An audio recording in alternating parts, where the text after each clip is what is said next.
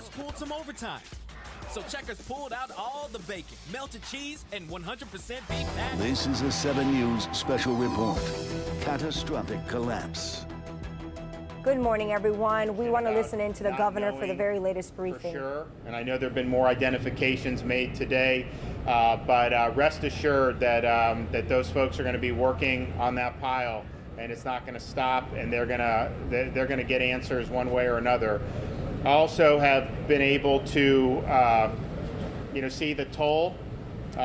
You have some people that have lived remarkable lives, have tremendous families, and to be able to see the the real raw pain and emotion that this has caused is something that I don't think any of us are going to ever forget. But it's also something for some are going to require some additional help. And so we have mental health resources that are here in Surfside, have been here for a number of days now. We've been able to link individual families at their request for that support. But that support is there if folks need it, and we want to make sure that that they're getting to the right places, because everybody handles these things differently, and there's going to be a need, I think. You've seen a great community support, but specifically with some of these resources, we anticipate that this is going to be something that is going to require a lot of attention, and understandably so. So our state agencies are in that for the long haul, as are the community groups who stepped up so well. And then the final thing I'll just point out is this is the attention of the state, of the country, and in some respects the world, and rightfully so. But we also understand it's a big state. This is hurricane season. There's assets here that that could potentially be used in future disasters as those come. So the state government's monitoring all storms that are happening. There are some. Kevin Guthrie's going to provide a little bit of brief on that. But suffice it to say, we take those very seriously, and we'll take whatever steps are necessary to make sure that we would be able to respond. We hope we don't have to.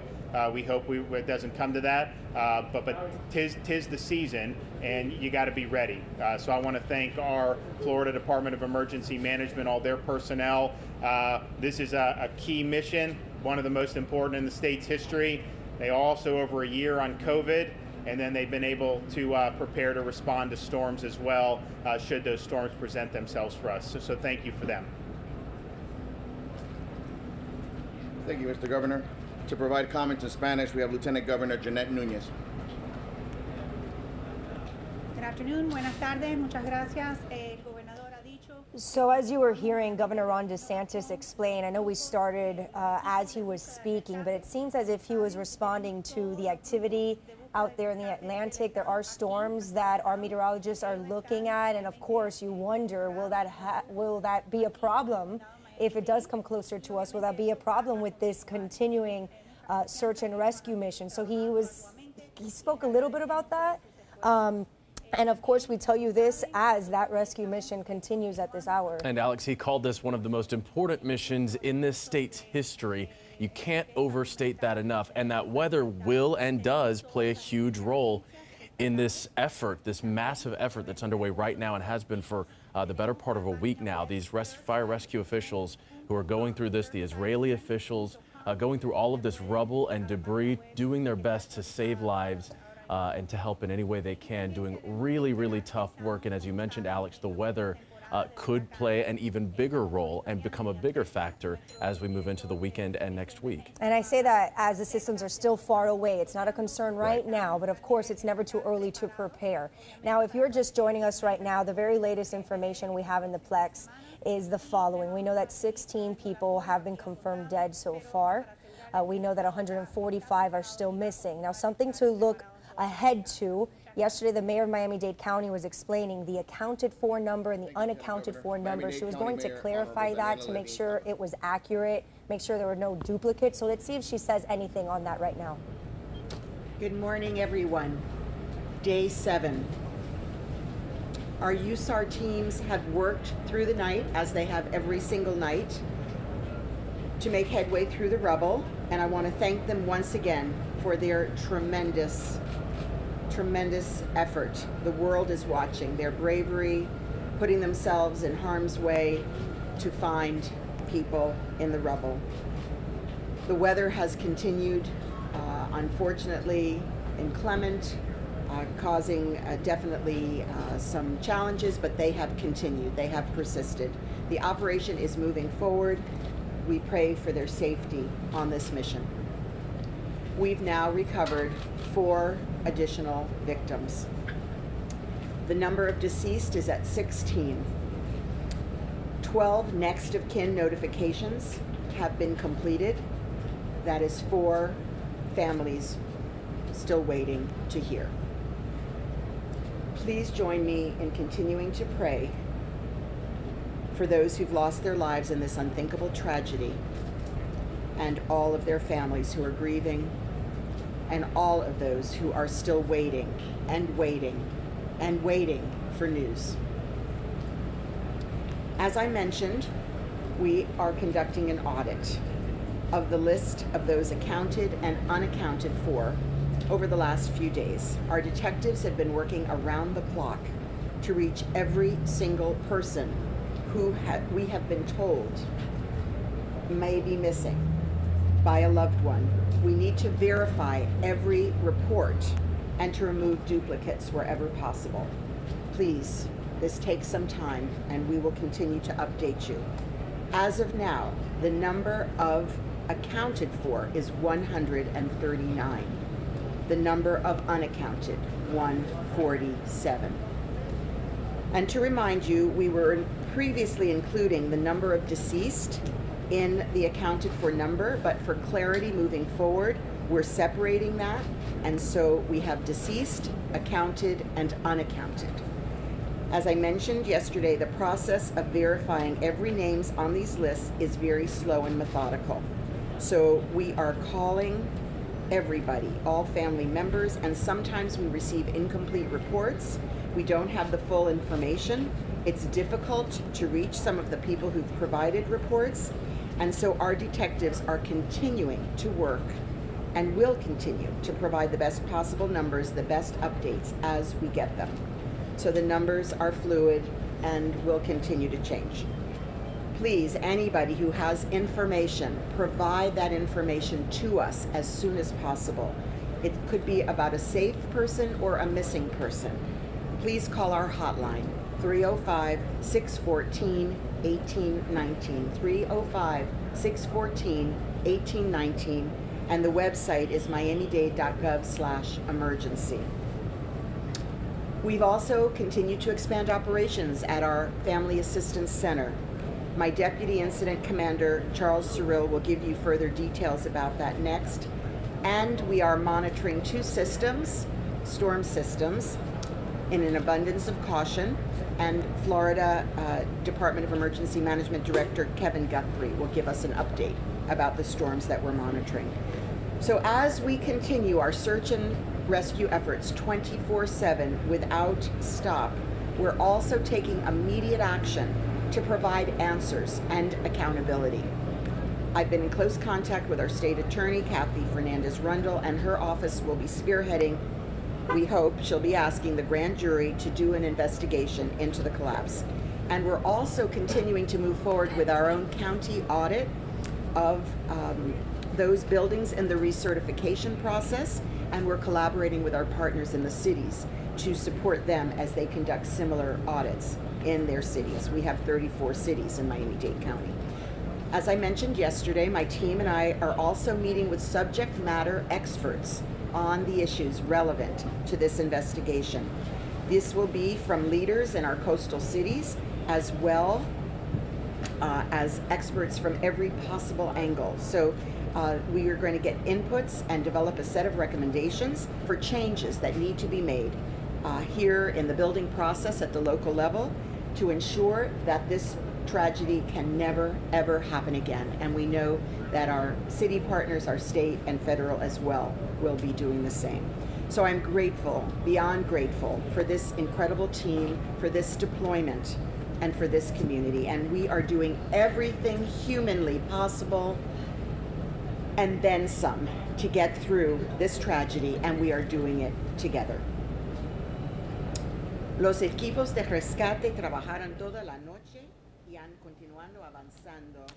All right, you've been listening to Miami-Dade County Mayor Daniela Levine Cava mentioning a few different things there, one of which was asking for the community's continued thoughts and prayers for those impacted by this tragedy. Also saying that she and the county are looking for more information for those who may have it on the missing, asking people to come forward with anything that might help them as they continue to search through the rubble and for these victims as that search continues this morning. And she also brought up, Alex, what we were talking about just a few minutes ago, which is these potential centers for development out in the tropics, which could impact Florida. That's still not 100% clear yet, but could impact Florida and could therefore potentially impact these search efforts. And she did say that the director of the Emergency Division of Emergency Management for the state of Florida was going to address these two systems you see on the right side of your screen and what steps are being taken now to prepare for a potential impact from one of these storms, or at least more rain at the very least, right? So we're going to be hearing from him in just a short time. And as you heard the mayor explain, there are a total of 16 deaths now being reported. She clarified that the audit as to how many people are accounted for versus unaccounted for continues as she and her team continue to sift through the records and different information coming in from all sorts of avenues as to who may have been in this building. Remember, this unaccounted for number initially could have included people who live there but may not have been there. Maybe they're overseas or on vacation. So that seems like what they're trying to focus on now as the search and rescue continues. Her team is focusing and making sure that there aren't any duplicates so that they're looking for the exact amount of people who need to be looked for. And as that search continues for those victims in the rubble there, in that massive pile of rubble at the site of the collapse, they're also looking more and more into what caused this collapse in the first place. That, of course, is becoming a bigger question by the day. And you have family members of those who are missing still asking those questions and still wanting answers there as far as that goes. And the mayor did address that, saying that she is fully cooperating with the grand jury investigation announced by Catherine Fernandez-Rundle to look into any potential causes, whether it be structural or otherwise, that may have led to this collapse. And just so you have a little bit more information as to what a grand jury is and what it could do. So both the grand jury and juries are both made up of average people. You know, the jury that you often see when you see a trial, people who are called for jury duty. But the difference here is a grand jury actually helps determine whether charges should be brought against a suspect. You know, a grand jury was also consulted and involved when the FIU bridge collapse happened. So this is a major step, and this was announced yesterday in collaboration with not just the county, but the state attorney's office too. We're going to be hearing a lot more about that in the days and weeks and months to come. We can count on that. We are also, should point out once again that this is now an international effort, as the governor mentioned just a few minutes ago. This is not a Florida situation. This is not even a national situation, but an international one. Let's listen back into the news conference happening now. Deputy Incident Commander Charles Cyril.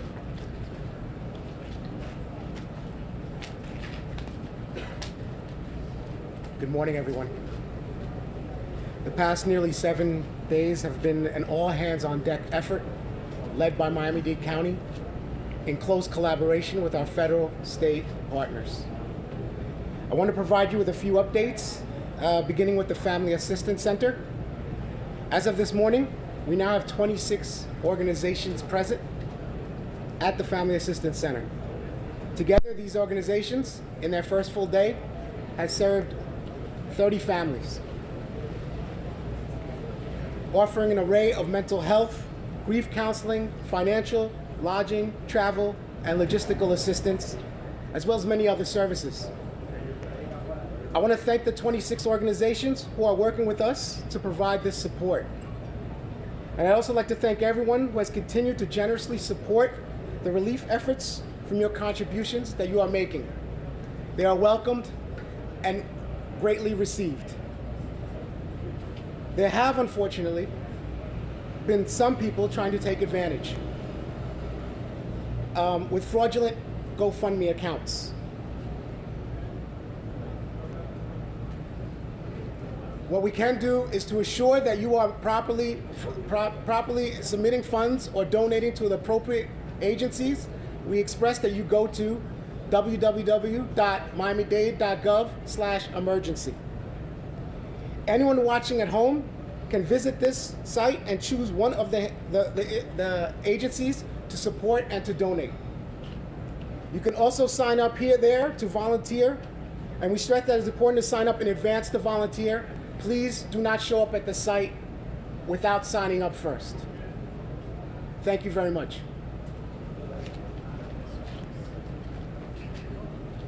Thank you, Commander. To translate for the Deputy Incident Commander, Miami-Dade Fire Rescue Public Information Officer Erica Benitez. Muy buenas tardes. So as you just heard there explained, that there's a total of 26 different organizations working together to make sure that those families, I imagine not just those families who are waiting for answers, but also the families who need assistance, the surviving families, the ones who ran out of that building for their lives, get everything that they need, including lodging and mental health help. All sorts of different resources are being provided right now to help these families. A total of 26 organizations, again, coming together. Now, you are warned, though, that there are several different fraudulent GoFundMe pages out there. We see this, unfortunately, whenever there's a situation like this here in our community, some trying to take advantage of what's going on, sadly and unfortunately. So we are warned now this morning to make sure and double check where you are making your donations to, and pretty much the safest place to go at this point is miamidade.gov/emergency. As explained a short time ago, there are a list of different organizations there that are safe to basically contribute to. Thank you. Good morning, everyone. We're going to provide another update on the recent state response efforts. The Division of Emergency Management is working with Miami-Dade County Emergency Management to develop contingency plans for severe weather, including tropical cyclones. As part of this planning, the division requested a federal USAR team that we mentioned yesterday. The reason for this is that we will need that team to augment the efforts here so that we can free up some of our state assets to be able to respond to a tropical cyclone. That team will be here later today. Again, I want to be clear that this is contingency planning, and at this point in time we're working with our state meteorologist. We're working with Dr. Ken Graham at the National Hurricane Center. I talked to Dr. Graham just before this news conference. He is keeping his team well aware of what's going on here. My team is very aware of what's going on here, and we will be closely monitoring the tropics. However, if a system does develop, I want to ensure you we have contingency plans, which include facility relocation, communications, backup plans of how we will continue to respond here while responding to the hurricane. Our state emergency response team back in Tallahassee, you heard the governor talk about that they've been responding for well over 470 days. A handful of them, about 20, went right into this response as well and have been working that ever since last Thursday night. So we are well aware, and we have done this before, where we have responded to multiple emergencies in the state at the same time. State Emergency Response Team is extremely experienced in managing multiple disasters at one time. The Florida Department of Transportation has brought in additional district staff to assist with around-the-clock debris removal. FDOT is also deploying additional heavy equipment from other areas of the state to assist with this effort. The Florida Department of Environmental Protection has issued an emergency final order waiving permitting requirements for the storage and processing of solid waste. This emergency final order will remove any requirements that may hinder the debris removal process. The emergency final order also includes guidance for disaster debris to assist the heavy rescue operations. The Florida Housing Finance Corporation has identified more than 120 multifamily rental developments to provide emergency housing to displaced individuals impacted by the collapse. The Florida Housing Finance Corporation has also requested that the Department of Housing and Urban Development at the federal level waive income limitations and other provisions to allow families affected by this tragedy to reside in any vacant unit home-funded properties. The state has also deployed additional human services personnel from the Florida Department of Education to respond to the Family Assistance Center to support the county's efforts. Overall, the state is continuing to fulfill all requests by our local partners. I also want to encourage all individuals impacted by this disaster to visit surfsidestrength.com. Again, that is surfsidestrength.com. This website provides resources for immediate emotional support and assistance. During this difficult time, the state is encouraging individuals to prioritize their mental health. The website is also available to families, survivors, first responders. Please remember to take care of yourself. Thank you. Thank you, Director. Florida Department of Economic Opportunity Secretary Dane Eagle. At the Governor's direction, the Department of Economic Opportunity continues to assess the economic impact to the area and meet with individual businesses. The update this morning is that the SBA, the Small Business Administration, has accepted the Governor's request to draw down additional funds. This will allow local families, businesses, nonprofits to qualify for low-interest loans. They will be deploying personnel to the Family Assistance Center, where we also have a team deployed, and our 2 mobile units will assist them in identifying businesses who have expressed a need for assistance. We want to continue to direct businesses, families, nonprofits in need to floridadisaster.biz, floridadisaster.biz, where they can access these resources. Thank you. Thank you, sir. Surfside Mayor Charles Burkett. Good morning. I started my day today, as I normally do now, with a tour of the site. I wanted to respond to the families who have been asking me questions about the dogs. Are the dogs being used? Are the dogs active? And I made it a point to visit with several of the handlers. And yes, indeed, they are very, very active. And we have 2 sets of dogs there. We have dogs that are looking for people who are alive, and we have dogs that are looking for people who have passed on. And they rotate those dogs in and out. An interesting question that came up in our conversation was whether or not the winds and the rain are inhibiting the dogs, and the handlers told me no. The dogs are not inhibited. As a matter of fact, they practice and they pick up scents from great distances, and the winds actually apparently the dogs are able to follow the scents to the destination, so that was good. I will tell you, this is day 7, I believe, and in all the days that I've been going to the site 3 times a day, I've never seen as many assets in place on that site. We've got heavy equipment, and it's actively lifting gigantic pieces of concrete out of that pile. We've got waves of first responders and rescue people all over the top of that mound, all over the side of that mound, and I'm told underneath that mound. So that's really good. Following that, I went up to visit with the families. I want to commend Mayor Cava. There's a revision in the way that the reports are now given twice a day to the families.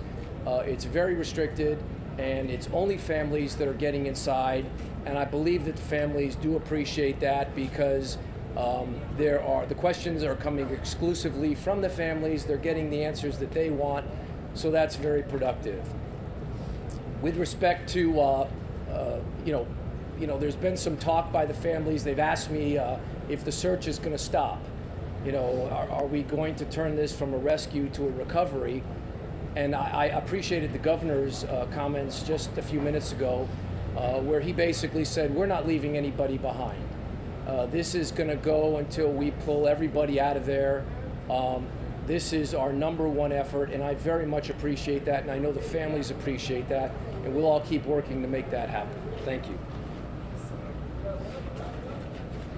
Thank you, Mayor. Miami-Dade Fire Rescue Chief Alan Kaminsky. Good morning. I just wanted to emphasize the hard work that all our personnel are doing here on scene. Miami-Dade Fire Rescue and their efforts and relentless time, all our task force, all our support is nothing but amazing. Again, it's an extremely, extremely difficult situation. Nothing's changed. As you see, we're dealing with inclement weather as I speak. But we keep moving forward.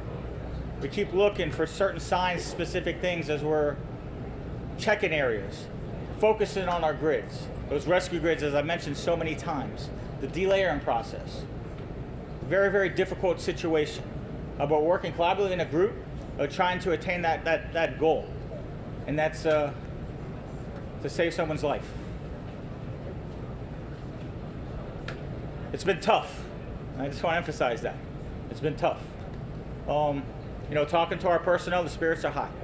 You know, we're still moving forward. You know, we see the resources coming through. We're exhausting every avenue here. But it's a very, very dangerous situation. And I can't understate that. And so I appreciate all our efforts and all our support. And I just want to assure everyone that as a team, as a total team, between Miami-Dade Fire Rescue, Miami-Dade County, all our task force, state assets, our federal assets, we're all working together collaboratively, hopefully for a positive outcome. Thank you. Thank you, Chief. And I call upon Public Information Officer Erica Benitez so we can give the Spanish translation. Muy buenas tardes. Como pueden ver, All right, we've been hearing from several different officials about the current situation at the site of the collapse.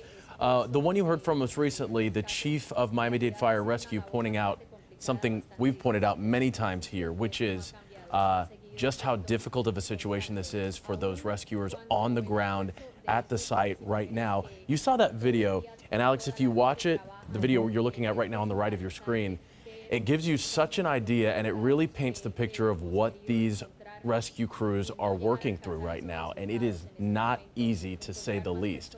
In some cases, they are underground, underneath the rubble, in water up to their knees, thighs, whatever it may be, as you see here.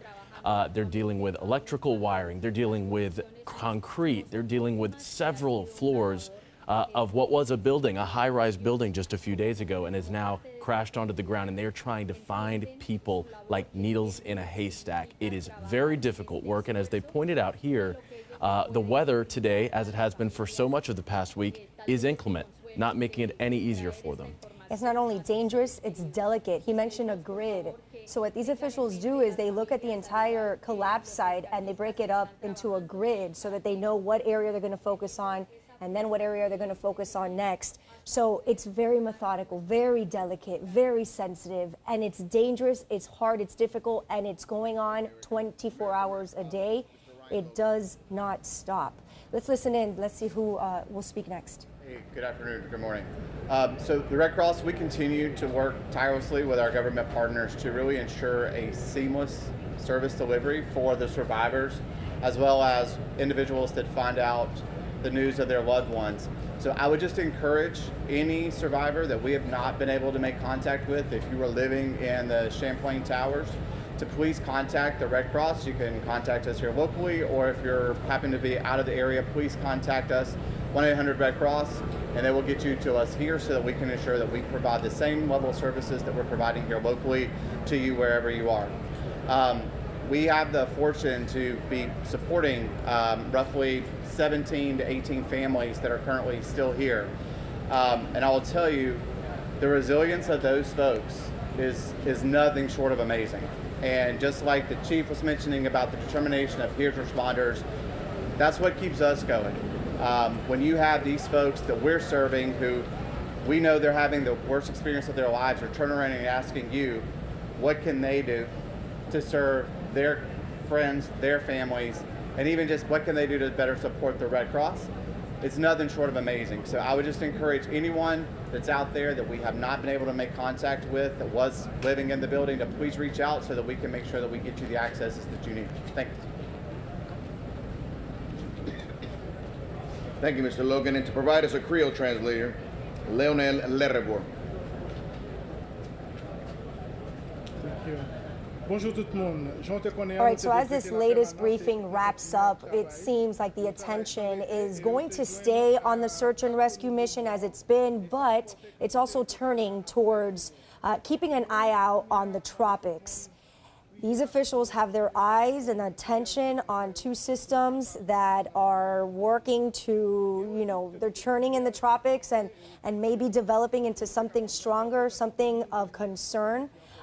But they're just planning at this point. The director of the Division of Emergency Management, Director Kevin Guthrie, mentioned earlier that at this point, it's a contingency plan. They're planning, making sure we're okay. What was comforting to hear was when he said that we've done this before. We here in the state of Florida have worked on multiple disasters at one time. So it seems like he's confident when he says that, not to worry. We're working on what we can at this time. It is early, but we're planning. So that's the good news now. He pointed out, Alex, that he is in contact with meteorologists of all kinds, including the National Hurricane Center, and saying, as you mentioned, that the contingency plan is being developed right now. And they do plan to keep equipment and staff in place just to make sure everything is ready if the time comes. Some questions are being asked now. Let's listen and let's see if there's anything new. Looking for certain signs. What exactly are you looking for? Well, it's absolutely still a search and rescue mission. The signs are the same that they've always been. We sweep with the dogs. We use our equipment, the audible sonar equipment. We will use video equipment that we will, possible at times, core drill to put through certain areas to look. Signs we look for is the voids, any aspect. Again, with this type of collapse and what we're seeing in the debris, very difficult to move any of the large concrete slabs. We're seeing them, they're pulverized underneath and crumbling as we're trying to move them. So that just compounds it, but that's what we're looking for. If we see a void space, if we find an area, we expand from there. We try to tunnel certain areas through there, not tunneling obviously through per se, but in certain aspects to see if we find some. So, definitely come across some aspects like that. And when we do, that's where we continue to move forward. Thank you, Chief. Ma'am?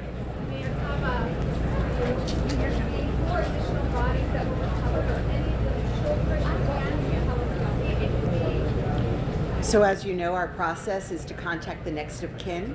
And so that's what we're working on at this time before we can reveal any details. Thank you. Univision.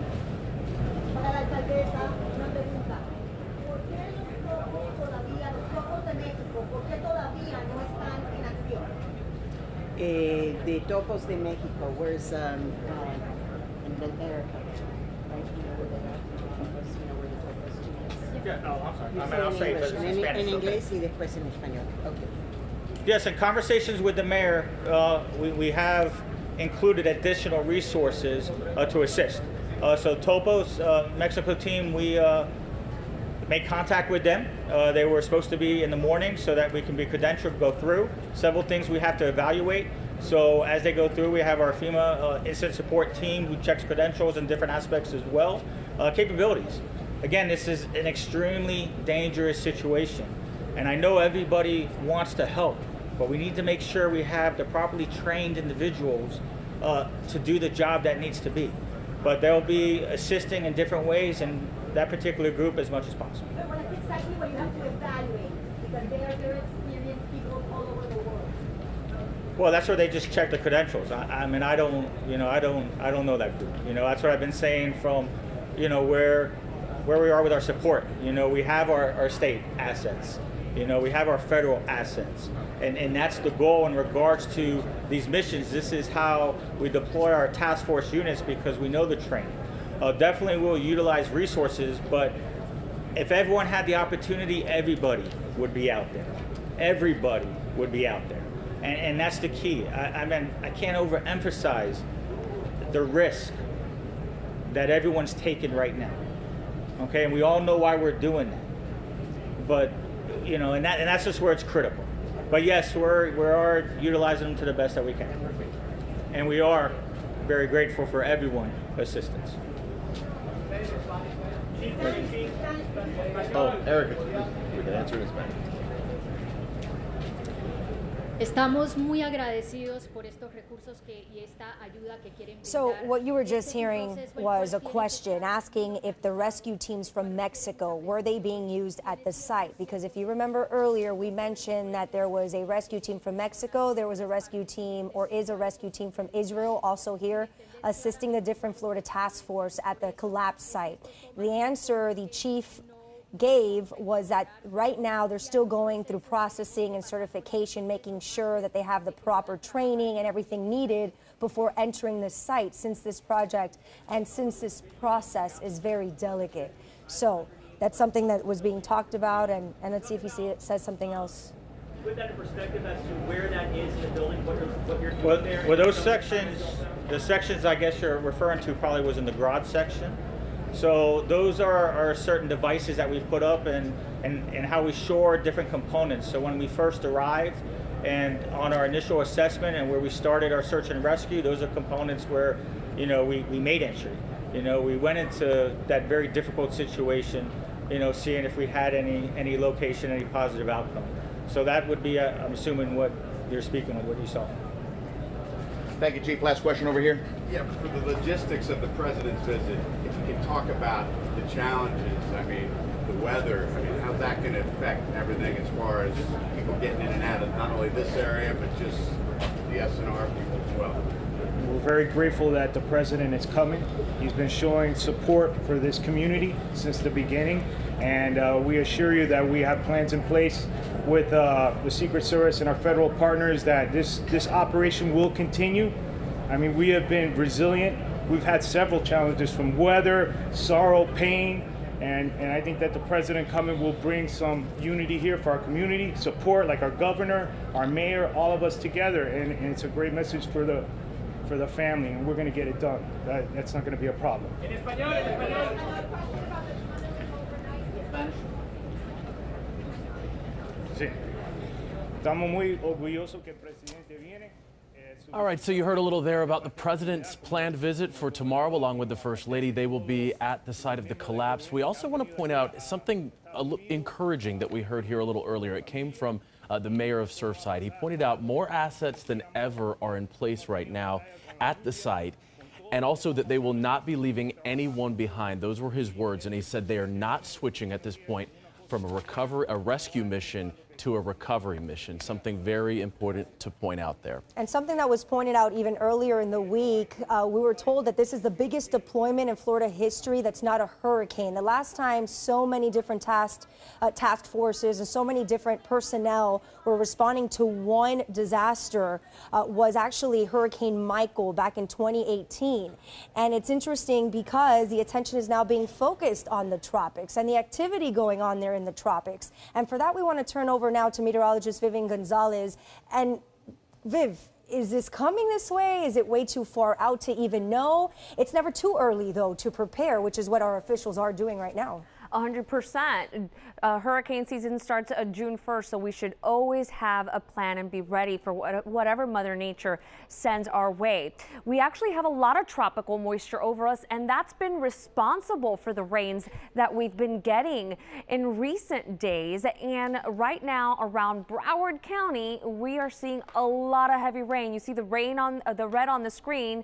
That's the downpours that are falling around Pompano Beach, areas of Fort Lauderdale, all the way into Sunrise. A lot of lightning into 595, heading south through I-75, Miramar, and Pembroke Pines. Right around Surfside, the rain is very light, but it's steady, and around Miami Beach, heavy rain developing there. Hialeah, Okeechobee Road, lightning markers through Doral, and there's a special weather statement indicating that there's a strong storm near Hialeah, and it could produce winds in excess of 45 miles per hour. Around southern Miami-Dade, central portions, Coral Gables getting quite the soaking at this time, and this also takes us into Naranja.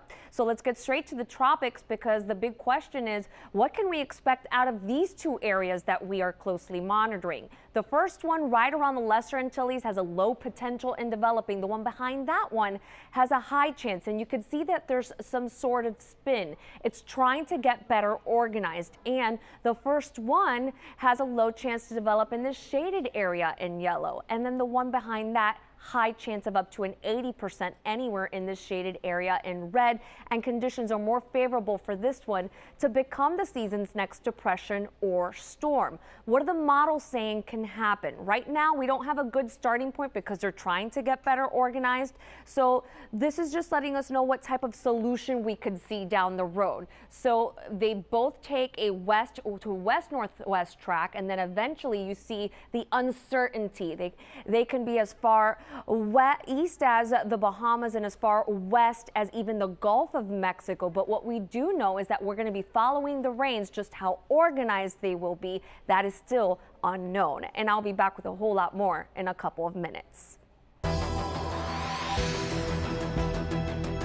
And our coverage continues now. The catastrophic collapse in Surfside, and as you heard a short time ago, the death toll is rising. More victims pulled from the rubble overnight. 7's Elita Bizios begins our team coverage with more. Elita?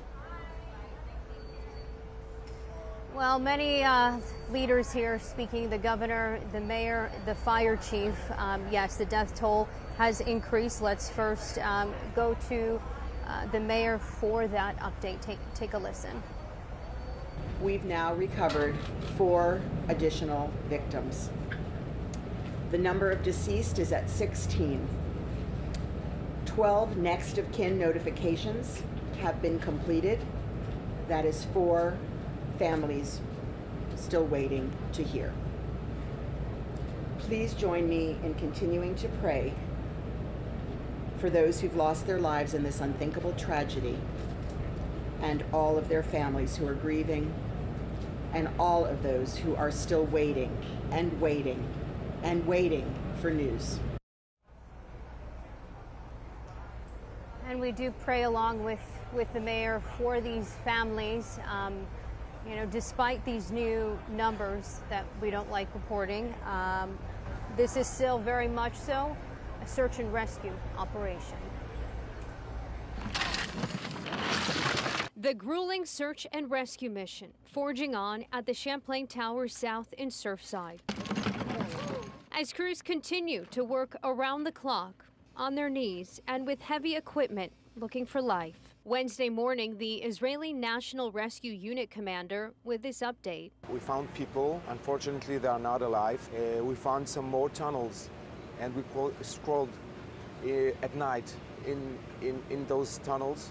These tunnels that we found right now were almost the first to be big enough to enable people to stay between them. For rescue crews, knowing people are possibly surviving in these void spaces or elsewhere is what keeps them going. They have actually built a ramp overnight to be able to get the heavy equipment down next to the pool. This is incredibly dangerous because the building is still so unstable. Regardless of those dangers, crews do not stop working. Their feet are covered in blisters, their hands are covered in cuts. They're blowing through gloves, they're blowing through boots. You know, we're replenishing just as quick as we had a boot dealer on site taking measurements to give them brand new boots because the conditions they're working under are not like any hurricane they've ever been in. And on day 7, cars and debris being removed while the director of Miami-Dade Police was on site. And more hope was sparked as heavy equipment is brought deeper into the rubble. Now you're able to leverage, you know, massive equipment to remove massive pieces of concrete that could lead to those incredible good news events.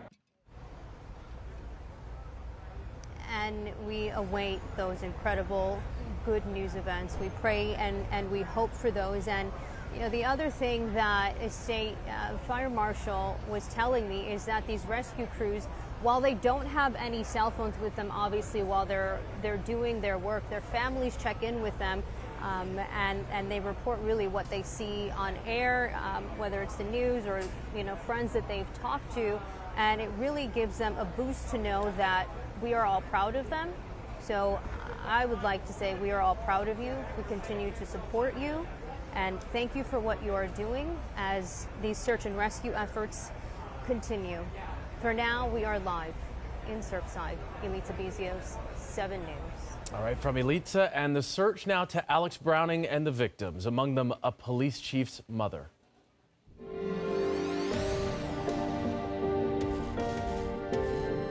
What he's been able to do, what his kids have been able to do, very successful family, and it all traced back to that matriarch. North Bay Village Chief Carlos Noriega and his family mourning and grieving the loss of the chief's mother, Hilda Noriega. Her body recovered among the rubble Tuesday. God is in this, that he's in control. Chief Noriega's son Michael speaking to 7 News over the weekend. He and his dad, both law enforcement officers, responding to the collapse. He actually found this. To find Hilda's belongings among the rubble. They had hoped it would be a sign. Sadly, their worst fears, like dozens of other families, would come to light. The Noriegas releasing this statement. The family would like to thank all the hundreds of first responders who bravely and selflessly risked their lives. The Noriegas have lost the heart and soul and matriarch of their family, but will get through this time by embracing the unconditional love Hilda was known for. And God bless her and God bless that family. The chief and his family asking for their privacy as they now grieve. Hilda was 92 years old. In North Bay Village, Alex Browning, 7 News. And our coverage now continues with the devastation and dwindling hope at the Reunification Center. 7's Lorena Estrada is there with the live update. Lorena. Well, Alex, at least 4 families received the devastating news. You have so many other families who are still waiting. One woman telling us that that's what's so excruciating about this, waiting and not knowing anything.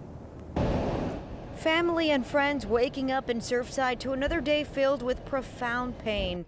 It is day 7 of search and rescue, and crews have yet to find any survivors.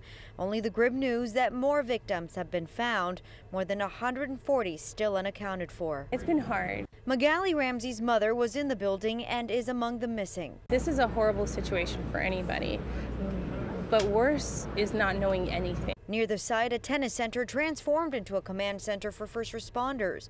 The fence surrounding the courts turned into a memorial for the lives lost and the people who remain unaccounted for. It's where Laura Hernandez would chat with Graciela. I used to hang out with her like literally in that tennis court for hours, and we used to talk a lot while the kids were taking the class. She, her daughter Stella, and other relatives are missing. The mayor of Surfside sharing a heartbreaking story of a young girl he met praying at a family reunification site. Her father still unaccounted for. The 12-year-old girl's name is Ellie Sheva. She lives with her mother, and her father and her uncle were in the building when it went down. Well, if you'd like to help these hurting families, head on over to WSVN.com to see how you can do so. And back out here live again, while some are grieving, there are more than 140 families still waiting on any word about their missing loved ones. We're live in Surfside. Lorena Estrada, 7 News. All right, Lorena, and the investigation into how this could have even happened grows bigger by the day. 7's Gina Benitez continues our coverage with that part of the story. Gina. So we learned that back in April, the condo association's president actually sent a letter to all the residents there detailing the issues with the building and also explained how much it would cost to fix these issues. Well, we're hearing from one of those condo owners, and he shares what he thought about that building's condition. Yeah, I really thought the building was in bad shape. An April letter from the Champlain South Condo Association board president called the state of the building was sent to owners to explain the building needed more than $16 million in renovations and repairs. She wrote, "The garage has gotten significantly worse since the initial inspection. The concrete deterioration is accelerating. The roof situation got much worse." She warned, "When you can visually see the concrete spalling, cracking, that means that the rebar holding it together is rusting and deteriorating beneath the surface." She wrote this toward the end of the letter. "A lot of this work could have been done or planned for in years gone by, but this is where we are now." I mean, I used to park my car, and half the times I came down, it was always wet. You know, there was these pipes were leaking, the ceiling was leaking, there was water on the floor. Issues with Champlain Tower South were flagged back in October 2018 when an engineer documented cracks and distressed concrete. Condo board minutes show a month later, Ross Prieto, who was a building official in Surfside at the time, reviewed that engineering report, giving the board the impression that it appears the building is in very good shape. I would say that there was a culture of complacency in that building department. Architect William Hamilton Arthur says while Prieto headed up Surfside's building department, repairs and renovations were sometimes delayed due to documents not always being viewed and approved in a timely way. The 7 Investigates team has learned that Prieto has a connection to a 1997 building collapse in Miami Shores that killed 2 people. Prieto was working for that city when a contractor hired an unlicensed contractor who gutted the inside of the building. 7's Patrick Frazier pressed Prieto on how that could have happened. But does that mean they can hire unlicensed subcontractors to do demolition work? No, they can't. And they did. Now, we have reached out repeatedly to Prieto to try and get some sort of comment from him, but we've not heard back. We're live in Surfside. Gina Benitez, 7 News. All right, Gina, and also this noon, we know the massive search and rescue effort has several busy streets shut down there in Surfside, and it has been changing daily, but for right now, this is what we're looking at. Collins Avenue from 81st to 91st Street is closed to the general public. Harding Avenue is shut down from 81st to 96th Street. Now, there are some exceptions. Residents, hotel staff and guests, area business owners, employees and customers are allowed in, but you must have a proper ID. Everyone else is being turned away. We, of course, will have complete coverage of the president's visit as well as he arrives in Surfside tomorrow. You can watch that on air online at WSVN.com and across our social media platforms. All right, coming up on 7 News at noon, an agonizing image of bunk beds left untouched when the Surfside condo collapsed. We're now learning who lived in that penthouse. And in other news this afternoon, President Biden is on the move today, pitching his infrastructure plan to Americans. Plus, a crook caught in the act with the help of some new technology.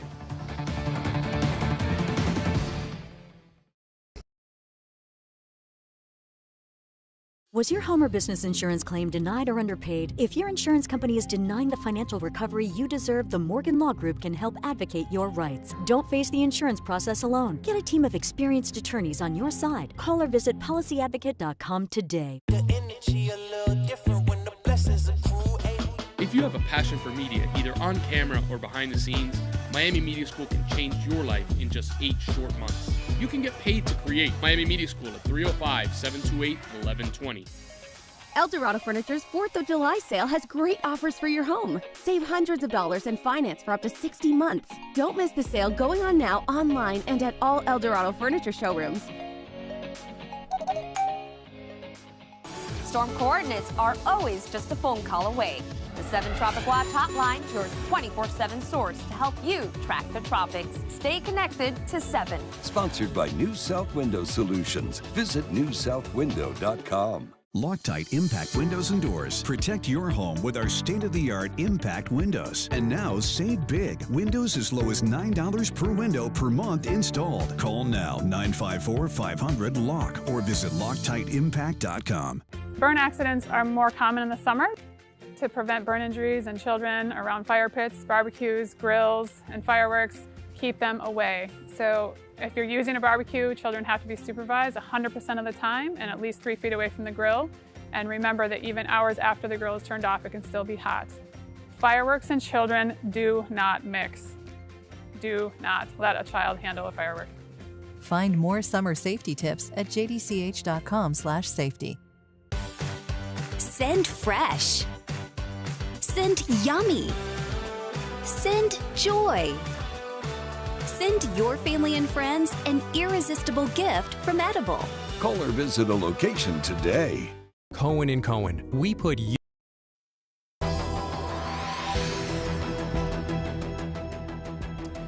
Live pictures now of the site of the collapse in Surfside, day 7 of that painstaking search there. And we now know 16 people have been found dead. More than 100 others remain missing. This afternoon, we're learning more about a woman who recently moved into Champlain Towers South and is now among those unaccounted for. And many of us have been seeing a haunting image of her condo, the bunk beds, you may recall. Let's head back live to Surfside and 7's Gina Benitez with this story. Gina?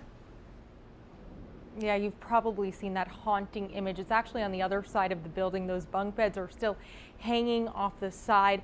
We now know who lives in that building, and we also are hearing from her friend who's holding out hope. 2 bunk beds becoming a haunting image after the sudden collapse of the Champlain Towers South. Linda March, the 58-year-old who was living in that condo, remains missing. My heart sunk we just didn't know what to do. We felt so helpless. With the wall sheared off and the building ripped wide open, those bunk beds in Linda's apartment are now teetering on the edge of the top floor. The pink and white flowered sheet and pillowcases remarkably still intact on the bottom bunk. Many have wondered if children lived in that unit, but Linda's friend Cindy says she rented it furnished and lived there alone.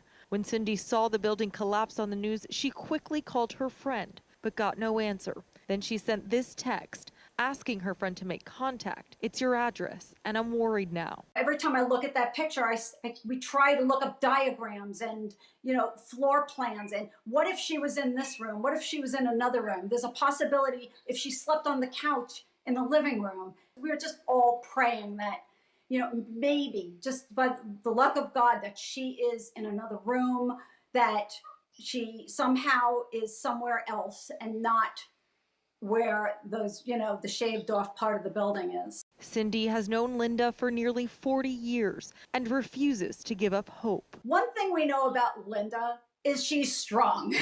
And, even though she's 104 pounds and she's petite, she is one of the strongest people I know. And I know she can feel our vibe of that we're pulling for her. It's, come on, Linda. We know you can pull through this. And so, we keep the hope. Now, Cindy says Linda moved here to Surfside in March from New York, just 3 months before the collapse. We're live in Surfside. Gina Benitez, 7 News. All right, Gina, and ahead on 7 News at noon, President Biden will visit Surfside tomorrow, but first he is heading across America to promote a new infrastructure plan. Plus, nothing getting past Hollywood police thanks to some high-tech help. And we've been dealing with rounds of heavy rain, thunderstorms developing across South Florida. And the big question this hour is, what can we expect out of those areas in the tropics? Will we see more rain? Details on that after the break.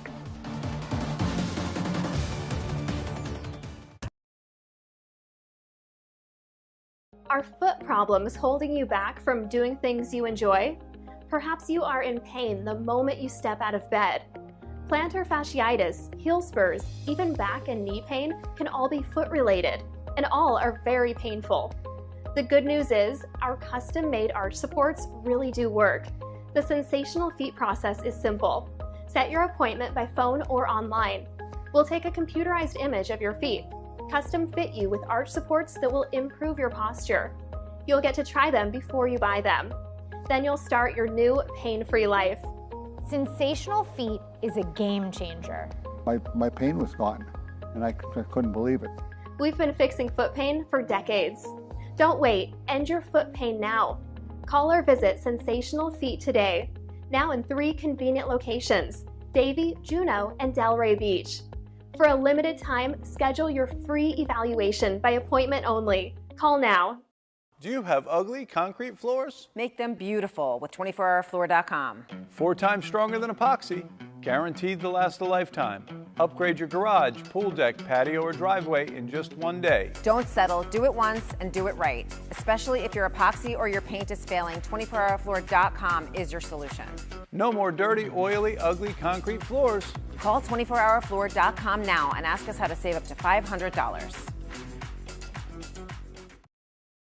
There's nothing normal about what we do here at Z Roofing. First things first, coffee and breakfast. Once everyone is up to speed, we load up and head out. After everyone is safely harnessed and tied down, we start the demolition process. Then we bring in our waterproofing team, which is followed by the tile installation. Our customers can sleep easy tonight, knowing the roof over their head has an extended guarantee. And that's why we're staying on top. Our roofing experts are just a phone call away. Estrella Insurance, car insurance. Now, 7 weather with meteorologist Vivian Gonzalez. Good afternoon, South Florida. It's rather wet and stormy out there with widespread rain. 75 in Miami. Rain cooled in Fort Lauderdale too to 82 degrees in Key West. The winds are out of the south-southwest, very calm. So whatever's developing is very slow moving. And right now, Broward County seeing showers and storms out there. We're going to zoom on into the coastline, anywhere between Pompano Beach and Oakland Park. Lots of lightning, heavy rain by these deep shades of red and orange you see on your screen. Coral Springs too, along the Sawgrass Expressway, getting soaked west in US 27. And then you take a look at Miami-Dade, relentless rains pushing onshore, and around Surfside it's going to get heavier very soon. It's just light and steady. Along I-95 we do have torrential rains also for sections of Key Biscayne. Heading south, Palmetto Bay, Homestead also getting quite the soaking, and the Florida Keys dealing with wet weather too along the overseas highway. Middle upper portions heavier rain and hit or miss for areas of Key West. So the latest on the tropics, we have two areas we are following. A tropical wave east of the Lesser Antilles. Low chance of this one developing. It's going to be producing rounds of heavy rain starting tonight for our friends in the islands. The one behind that one is one worth watching due to the fact that it has a high potential in developing, and there's some sort of spin, so there's a sign that it's trying to get better organized. We're going to look at the global model run right now to show you that the pattern here in South Florida will be a soggy one all the way through Friday. So we'll see scattered to numerous showers and storms because there's ample amount of moisture. It is rainy season after all. Flooding in spots a possibility. But then we're going to take a close-up view of the first tropical wave as it moves into the northwestern Caribbean Sea. And the pattern calls for some of that moisture to get scooped up in our general direction on Saturday. And then the one behind that one looks more organized south of Hispaniola come Saturday. And then after that, maybe being in the vicinity of Jamaica and areas of Cuba as a more organized system. But that's one model we're looking at, and the forecast heavily depends on high pressure. So we're going to take a look at two case scenarios. The first case scenario calls for a stronger area of high pressure, and that would mean heading into Saturday, Sunday, and early next week that we will see fewer showers and storms across South Florida. And then if area of high pressure decides to weaken at all, we're going to tap into even more tropical moisture into the area, so that will spell for times of more relentless rains across South Florida, give or take how organized that potential system could be. That's the very latest. Back to you guys at the desk. All right, Viv, coming up next on 7 News at noon, a resident raised red flags before the Surfside collapse. And now she's taking legal action. Stay right here with 7. More news in just 2.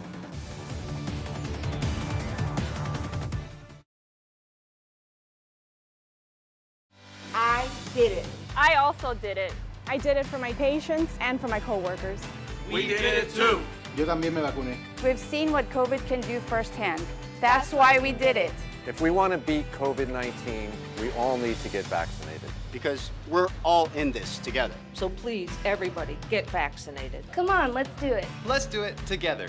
Together. Let's do it together.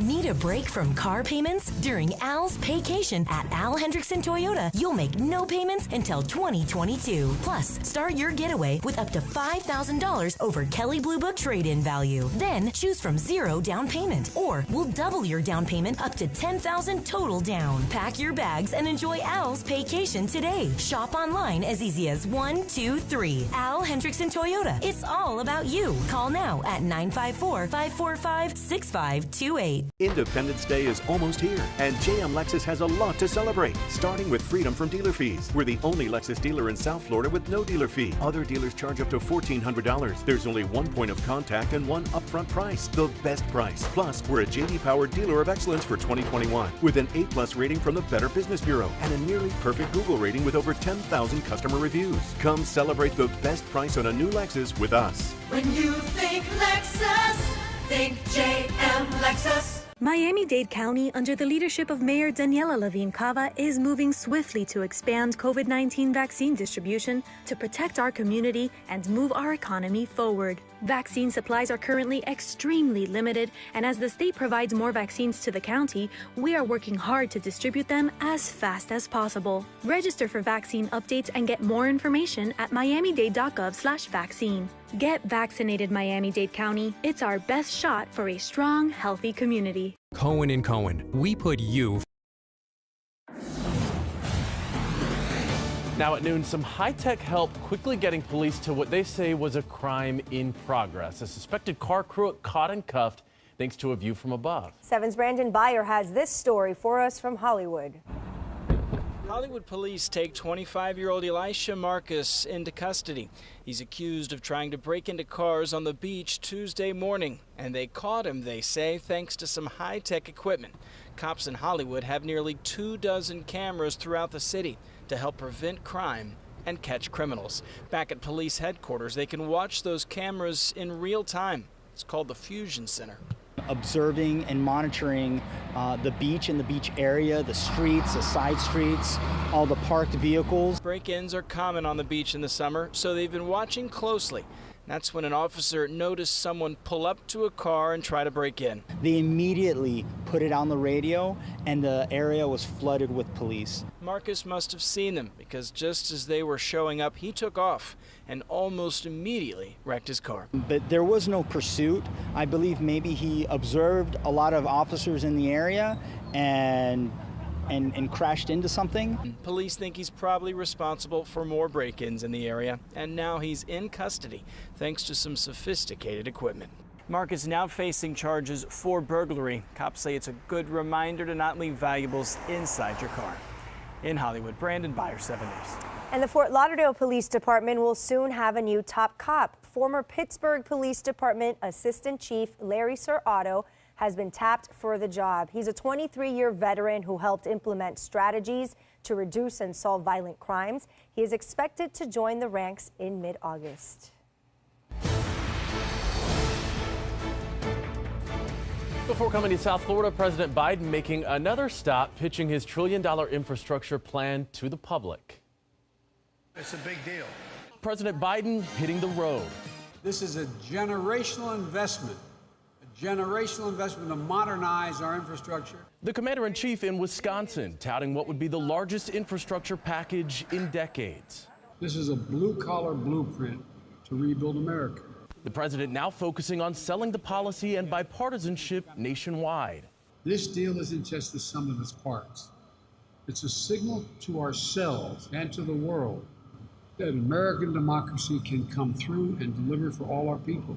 Meantime, reports say the president's top aides were back on Capitol Hill meeting with House Democrats. Moderate House Democrats are wary of Speaker Nancy Pelosi's pledge to only move the bipartisan proposal in tandem with a sweeping multi-trillion-dollar package only supported by Democrats.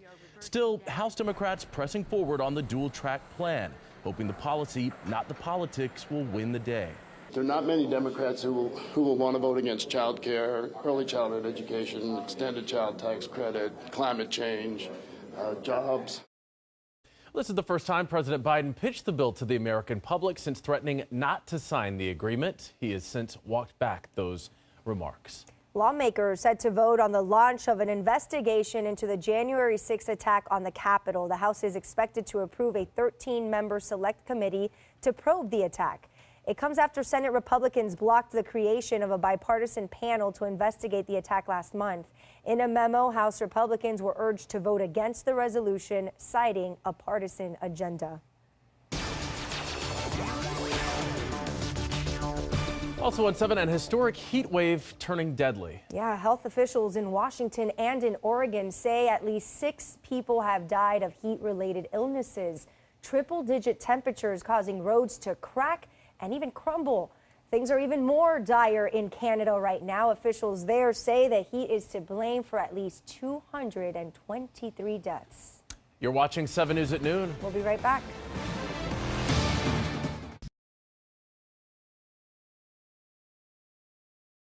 Miami-Dade County, under the leadership of Mayor Daniela Levine Cava, continues expanding COVID-19 vaccine distribution to protect our community and move our economy forward.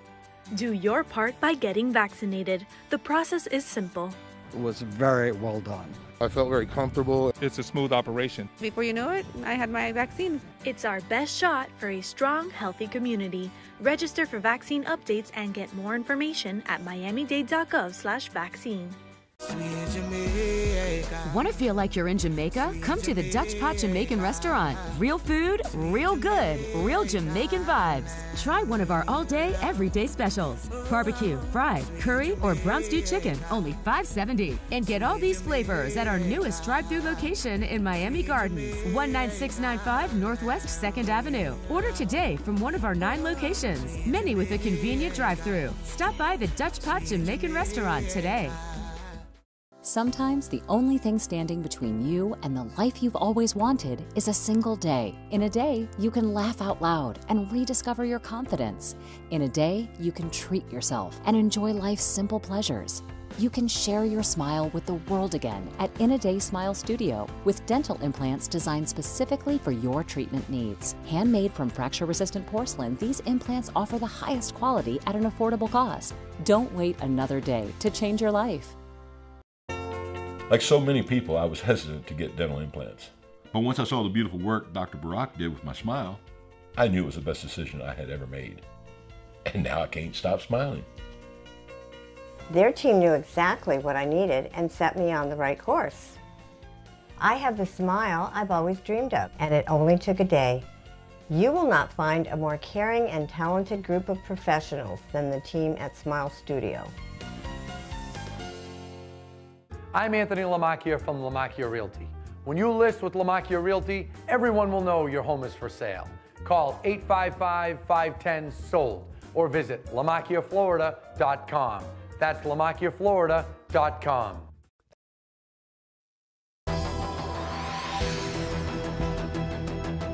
Welcome back. A collapse survivor says she tried to send warnings before the disaster, and now as 7's Karen Hensel reports, she's demanding justice. Out of the rubble, we are only beginning to learn of the terrifying moments for some of the survivors. Reza Rodriguez's account is part of a lawsuit she filed against the association of her now destroyed home, Champlain Towers South. Reza was asleep in her unit, number 907. She writes, "Something woke me up, and I found myself in the middle of the room. The building swayed like a sheet of paper. I ran to the balcony. I opened the doors, and a wall of dust hit me. I couldn't see anything outside. I ran through my apartment and out to the hallway. A concrete column had pierced the hallway from floor to ceiling. The elevator shafts were exposed. The doors were gone." Reza says she knocked on several neighbors' doors, but there was no answer. And when she saw the beach side of Champlain had collapsed, pancaked, I screamed in horror. She recalls a lady from the rubble heard my voice. She said, "Please help me, please help me. Don't leave me here." I couldn't see her. There were no lights.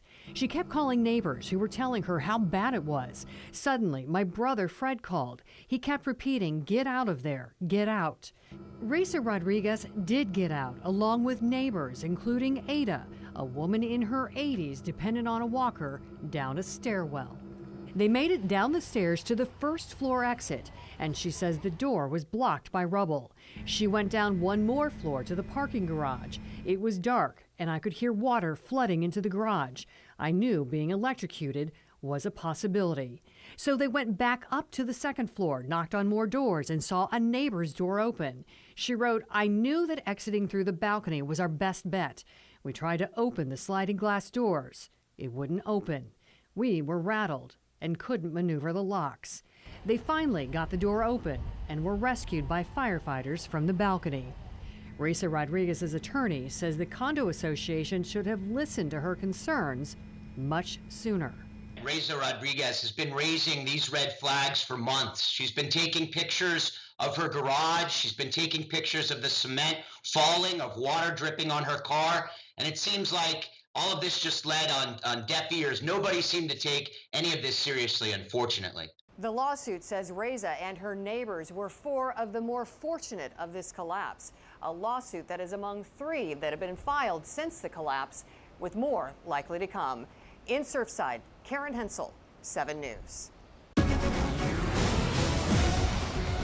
And we have a news alert to bring you now involving Bill Cosby. We are just learning now that Pennsylvania's highest court overturned Bill Cosby's sex assault conviction just a short time ago after finding an agreement with the previous prosecutor prevented him from being charged in the case. Now, as we know, Cosby has served more than 2 years of a 3 to 10 year sentence at a state prison near Philadelphia, and he had vowed to serve all 10 years rather than show any remorse over the 2004 encounter with his accuser, Andrea Constand. Cosby, 83 years old, once known as America's dad, a beloved figure in American entertainment for many years, convicted of drugging and molesting a university employee at his suburban estate. He was first charged in 2015. Some big news here we will follow throughout the day. And stay with us. 7 News coming right back.